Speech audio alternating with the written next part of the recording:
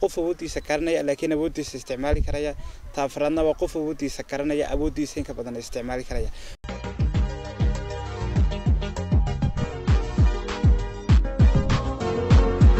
baddu markay fadhido ma soo saarto dabalyahana cajiib laakiin baddu markay kacsan tahay hiilinkeedu loo sareeyo waxay soo saartaa dabalyahana cajiib marka qofka bini'aadamkaana ilaa la xagxagta meel sare ma gaaro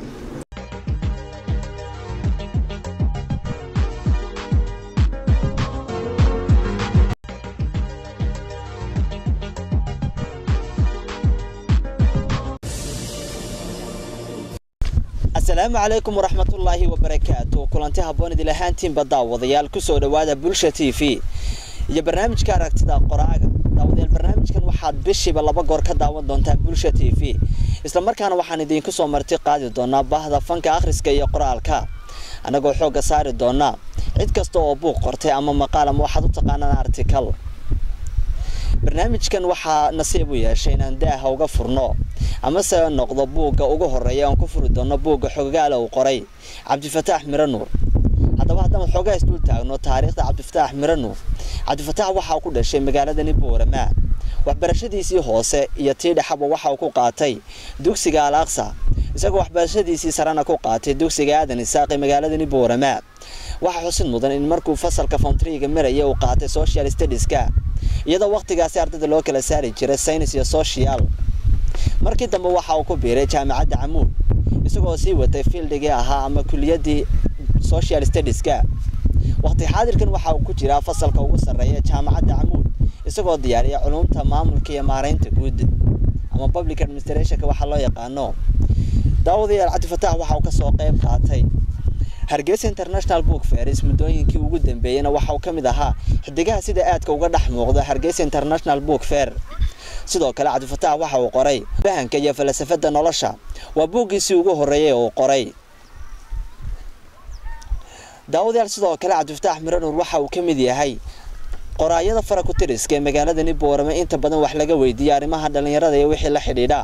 isaga ayaa barnaamijkan aan ku qaadan doonaa inta ku guda jirno isla markaana waxaan diiradda ku saari doonaa buugiisii ugu dambeeyay oo soo saaray xogaal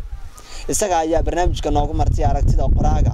saani sheegay bishiiba laba goor ayaad ka daawan doontaan Bulsha TV waxaan idin soo saari doonaa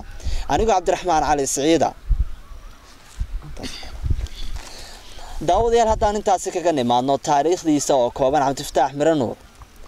haddaan waxaan u guda galaynaa su'aalaha aan ugu talagalnay barnaamijkan ee gundhiga u noqdaan inagoo ugu talagalnay barnaamijkan buuggan aad arkaysaan ee xogaal oo qoray Cabdifataax Miranuur aan ku soo qaadan doono nuxurka uu ka kooban yahay iyo fariinta uu gudbinayo buuggani ugu hore Cabdifataax ku soo dhaw Bulsha TV wandawaa Cabdiraxmaan Cali Saciid bismillaahir rahmaanir rahiim alxamdulillaahi rabbil caalamiin awalna hiba mahadle marka xigta waxaan mahad celinayaa dhammaan shaqaalayaasha ka howlgala Bulsha TV gaar ahaan waxaan aad ugu mahad celinayaa Cabdiraxmaan Cali Saciid aad baad u mahadsantahay daawadayaal waxaan naga sugtaanba waa fariinta waxaan baarsan yahay buuggani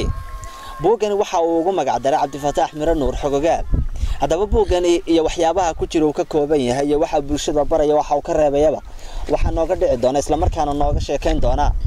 Cabdifataax Miranuur oo barnaamijka noogu martiya su'aasha ugu horeysa Cabdifataax jeclina ku weydiiyo waxay tahay goorma ayaad ogaatay inaad awood u leedahay in aad wax qori karto su'aasha koowaad jawaabteeda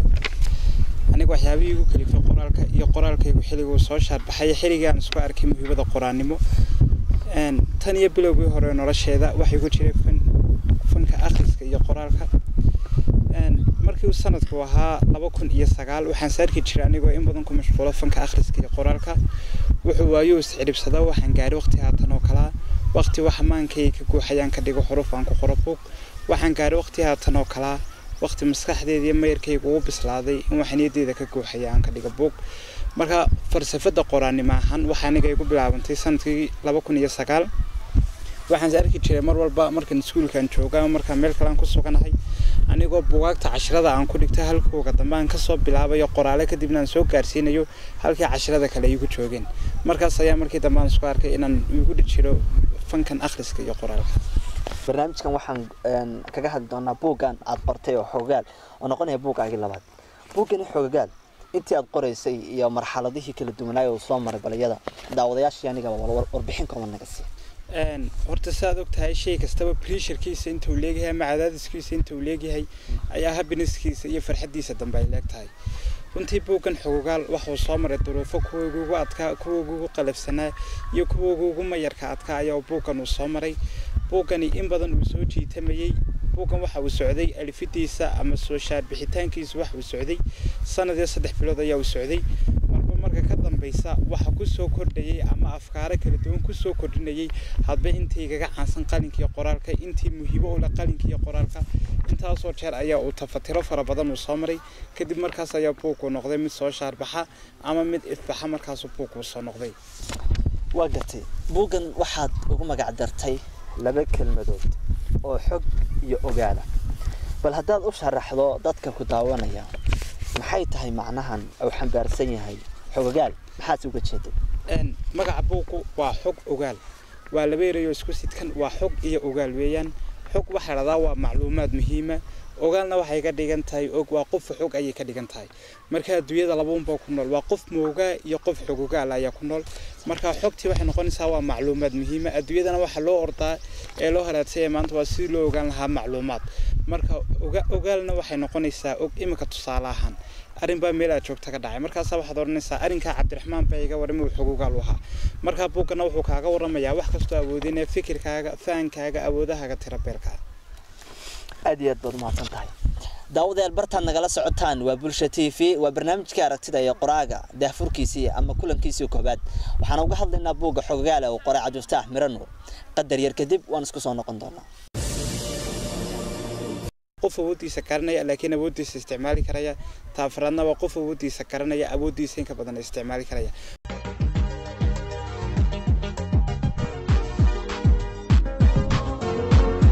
badu markay fadhido ma soo saarto dabalyahana cajiib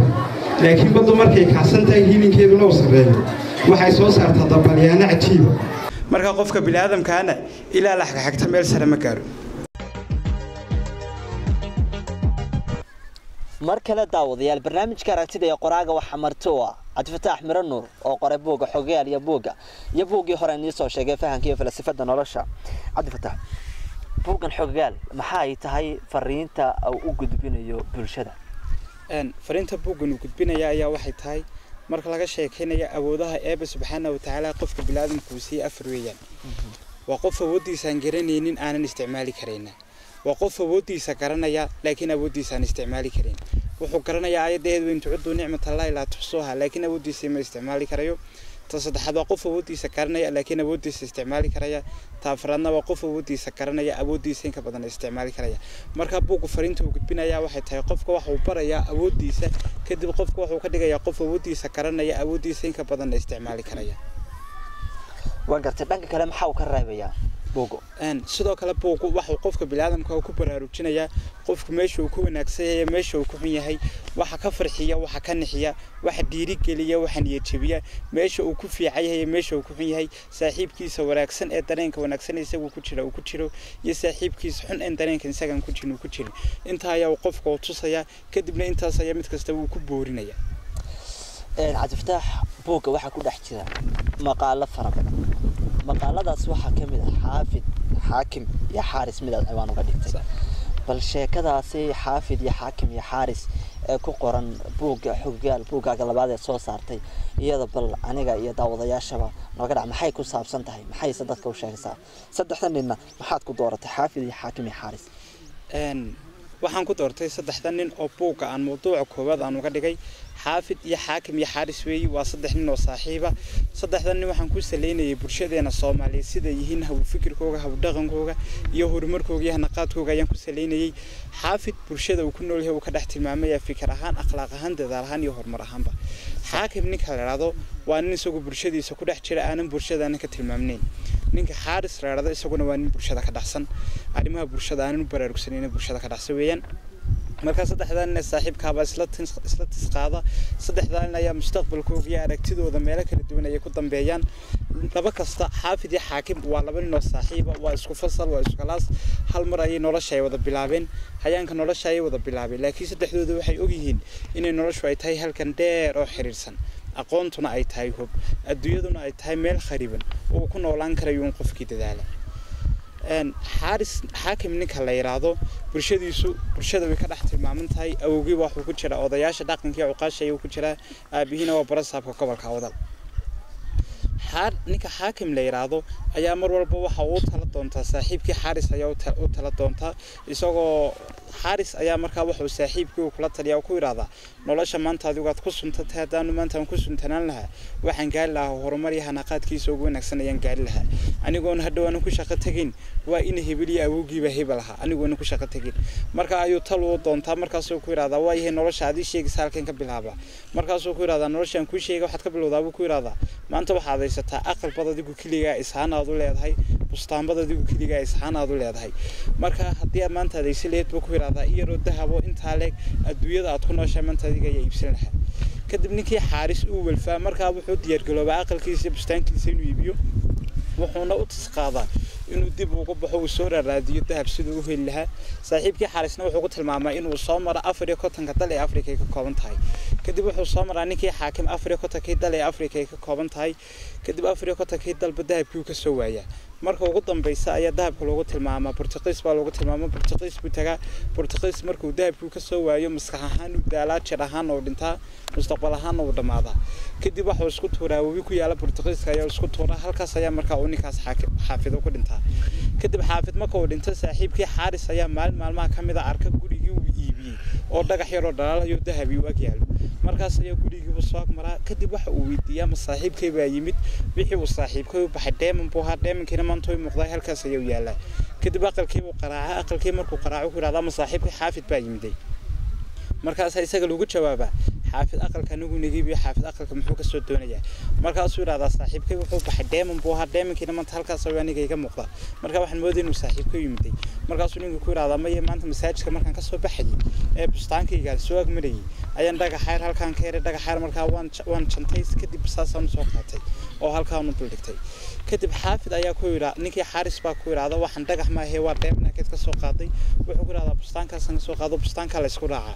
waxa la ogaadaa bustaanka boqolkiiba 99 dahab iyo deeman ay ka kooban tahay markaas ayaa uu ninkii guriga uu lahaa uu ogaadaa waxaan dhagax uu hayna uu deeman u ahaa kadib waxa la ogaadaa ninkii xaafid ee nolosha u bixin nolosha raadcaynaya dahabka u baxay inuu raadiyo ee Portuguese isku dilay inuu deeman dahab u baxay kadibna deemanka iyo dhagaxii uu isagu u baxay aqalkiisa bustaankiisa laga helay marka taasi waxaan u soo qaatay qof dadkeena bini'aadamkiihi sibay maadartay uga arjun xuyihiin astaamaha hoostooda yaala fursadaha hoostooda yaala taasina waxa ku kalifaysa qofku inuu ku baraarugsanin halka uu ku socdo iyo halka uu ku socon marka waxa jira dad nolosheena ka dhaxbaadi goobaya hadba halkii maanta iyo ku aanay taagnayn ka dhaxbaadi goobaya meel kale iminka tusaale ahaan waxaad arkaysaa nin baa koonay haddaan Mareykan aan joogo nolosheedu way ka wanaagsanaan lahayd nolosha maanta aan ku noolahay nolosheedu maanta tay Sweden ay joogto way ka fiicnaan lahayd maanta aan ku noolahay marka waxa laga yaabaa qofku sida xaafid oo kale inuu noloshiisa isagoo baadi koobayo uu waayo noloshiisa halkuu ku socday kadibna uu halaagayo horseedo isagoo mustaqbalkiisa lugihiisa uu ku hoos jirina mustaqbalkiisa aan ka faa'iideysan karin marka nuxurka hay sheekadaas xambaarsaneed waxay ahayd qof kasta inuu meeshuu joogo ku heli karo wax warunha aad iyo aad mahadsantahay daawada la xarajeenayaa sheekadaasi ama maqaalka ku jira buugga xogaale xaafid xaakim iyo xaaris inaad wax fara badan ka faa'iideysateen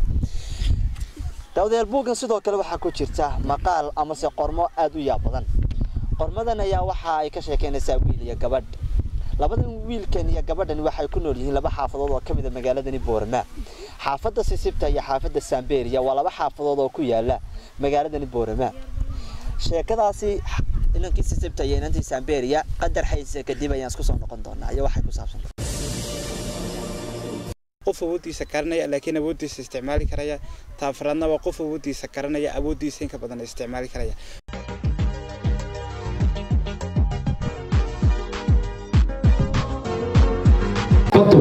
markay fadhido ma soo saarto dabalyahana cajiib laakiin badu markay kacsan tahay hilinkeedu loo sareeyo waxay soo saartaa dabalyahana cajiib marka qofka bini'aadamkaana ilaa la xagxagta meel sare ma gaaro daawadayaal wali bartaad nagala socotaan waa Bulsha TV waxaana ku guda jirnaa buuggii xogogaale oo qoray Cabdi Fataax Miro Nuur su'aashan ku kala tagnay oo ahayd inankiisa sibta iyo inantiisa Amberia iyo qisadooda oo buugan ku jira waxa uu xambaarsan tahay iyo fariinta ay gudbinayso ayaan imika ugu gudagali doonaa bartaan nagala socotaan haddii xasuusiyo waa Bulsha TV waa furitaanka barnaamijka aragtida qoraaga barnaamijkan daawadayaal waxa ka qayb qaadan kara qof kasta oo qoray maqaal ama buug sidoo kale inta badan daawadayaal mararka qaar waxaan isku dayi doonaa inaan soo marti qaadno bahda fanka akhriska ee qoraalka isla markaana waxaan soo bandhigi doonaa doodo ku saabsan kor u qaadista dhalinyarada mihnadooda qoraalka عاطف imikii haatan bal waxaan ku guda jirnaa oo gabagabadii aan ku soconnaa barnaamijkii aragtida qoraaga aan ku soo qaadanayna buugan qorto xogaal buuga waxa ku jira maqaal kamid ah maqaalada buuga ayaa waxa ciwaankiisu yahay inankiisa tayeyntiisa Amberia qisada ku saabsan inankiisa tayeyntiisa Amberia waxay tahay Cabdiraxmaan waxay tahay inankiisa sibta tayeyntiisa Amberia qisada horta waxaan soo qaatay sibtiisa Amberia waa laba xaafadood magaalada Booramo ku yaala sibta Amberia waxaad moodaa inay jari yihiin inay isku dhigeen marka sibtan dumarka ayaa ku badan Amberia wiilasha ayaa ku badan marka taas ayaa keentay maqaalka inaan soo qaato xaafadaha sibta maxaa ku badan sibta gabdhaha ku badan Amberia wiilasha way ku badan yihiin marka taas inankiisa sibta inantiisa sibta inankiisa Amberia waa kiisiya Kawsar baarada kiisiya Kawsar waxaad moodaa dhaqan wanaagsan isku leeyihiin nabadoodu taasi way ka sii tixraacayaan aayadii suuratu nuur ku jirtay ilaahay kula alqaabitaatu walqaabitiin walqaabitiin walqaabitaatu adayibatu lidayibuna wadayibuna lidayibati ilaahay quraanka ku raha dumarka xunxun waxaan u diyaanay rag xunxun waxaan u diyaanay dumarka wanaagsan waxaan u diyaanay rag wanaagsan waxaan u diyaanay dumar wanaagsan halka marka waxa kaaga cad in gabadha wanaagsan ay si diin radiation gooniya wiilka wanaagsan uu si diin radiation gooniya kadib labada radiation ama uumiye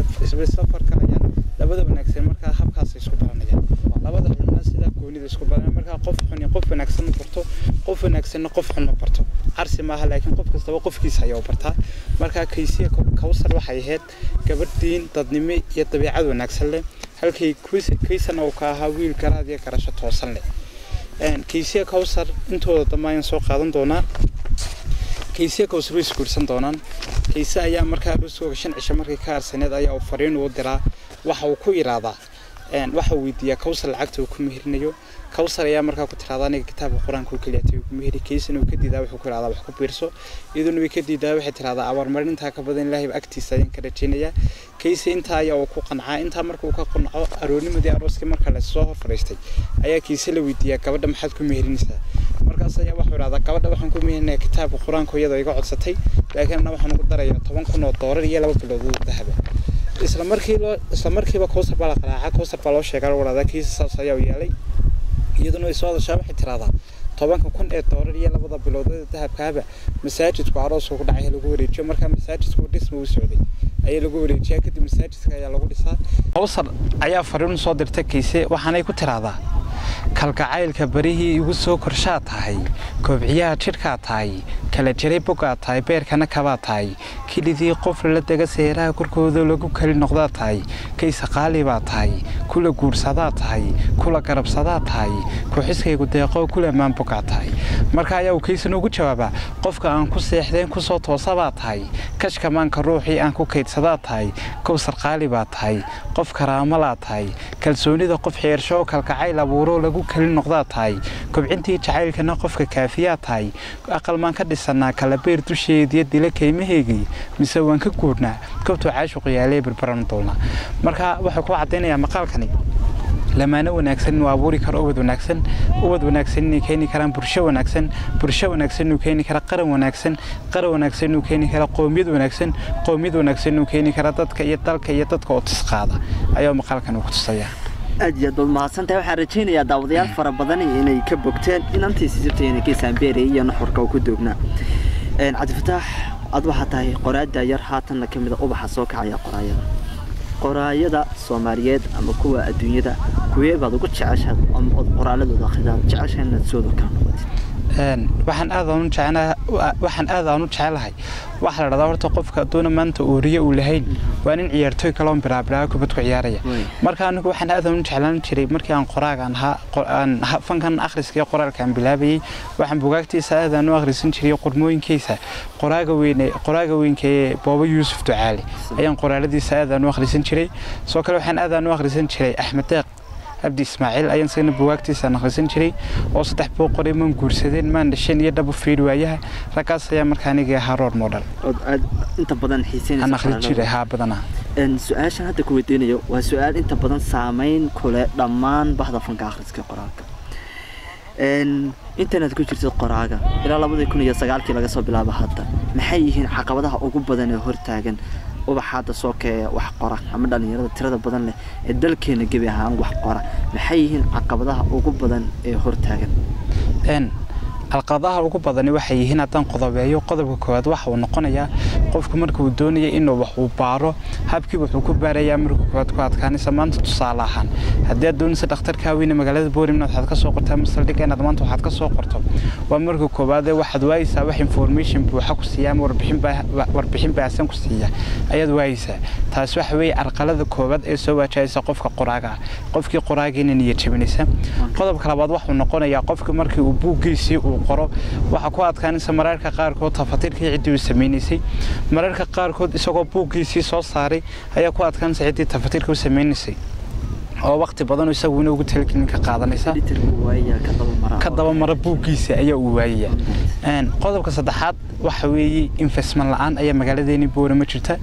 investment la'aan taas oo qofkii markii buugiisa uu soo saaray buugga kharashaad badan buu ku baxaya buuggii marka la soo saaray la daabacay kharashaad badan buu ku baxaya marka way yaraanaysaa cidii buugaagta kala qayb qaadanaysa marka buuggaad soo saarto taasina waa calqalada saddexaad ee qofka qoraaga soo waajaysa waa qodobka afraad ee wuxuu qofkii waayay qof dhiiri galiyo oo ku yiraahdo waad wanaagsan tahay hore u soo kuna yiraahdo halka waad ku khaldan tahay halka wax mudan inaad halka waxaad ka badasho afartaas qodob aan soran karno waa waxyaabaha ugu badan ee qofka qoraaga doonaya inuu soo baxo curyaaminaya fikirka ahaan adiga caduftaan maxay kula tahay afartan qodob ee sheegtay haddaan soo qaadano kan ugu horeeya uguna muhiimsan tafatir la'aan baa jirta iyo sidoo kale dad dhiiri galiya iyo cid maal gelisa sidee loo xalin karaa arintaasi ayaa gacan weyn ka geysan kara xalkeegase arinta koowaad lagu xalin karaa waxa weeyaan dadkeena waxay leeyihiin indhaha duqsigay leeyihiin marka waxa laga bixi karayaa dad duqsigay leeyihiin marka la dhaxal jeeda waxaan jeedaa duqsigu indhihiisa waxa ku eegaa meelaha xun marka dadkana indhooga waxay ku eegayaan hebel qoraalkiisa ismeen ma gaariyo hebel qoraalkiisa waxaan beddelay hebel qoraalkiisa wax ma soo wado taas waxa weeye qofku la niyad jabi waa indhihii duqsiga markan ku leeyahay weeyaan sidoo kale laakiin waxaanu u baahanahay inaynu yeelno indhaha shinidu indhahayga waxay ku eegtaa meelaha wanaagsan marka haddaynu yeelno indhihii shinida intaasoo qoraaba soo bixi lahaa intaasoo tafatirayaal ayaa soo bixi intaasoo bogba maanta soo bixi lahaa marka waxa loo baahan yahay dadkeenu in ay yeeshaan indhihii shinida daawadayaal barnaamijkii daafurka wahaa barnaamijyaadka taxanaha noqon doona aragtida qoraaga ee Bulsha TV oo idin soo jeedin doona ama idin soo saari doono bishiiba 2 goor aniga Cabdiraxmaan Cali Saciida xalqadiisii koobaad ama kulankiisii koobaad intaas ayaan ku soo gabagabeynaya waxa igu martay barnaamijka Cabdifataax Miro Nuur oo qoray buugga Xogogaal isla markaana kulanka waxaan ku lafagureynay ama diiradda aan ku saareynay buugga Xogogaal iyo fariinta uu gudbinayo bulshada waxaan rajaynayaa daawadayaal tiro badan oo hawada nagala socday dalka iyo dibadiisaba inay ka faa'iido doonaan fiidiyahaasi ama se barnaamijkaasi qaybtiisa koobaad wax fara badan su'aasha ugu dambaysa ee jecelahay Cabdifataax Miro Nuur inuu ku soo gabagabeeyo isla markaana noqota gabagabada barnaamijkan koobaad ee aragtida qoraaga ayaa waxay tahay maxaa talo soo jeedinaysa Cabdifataax dhammaan bahda fanka akhriska iyo qoraalka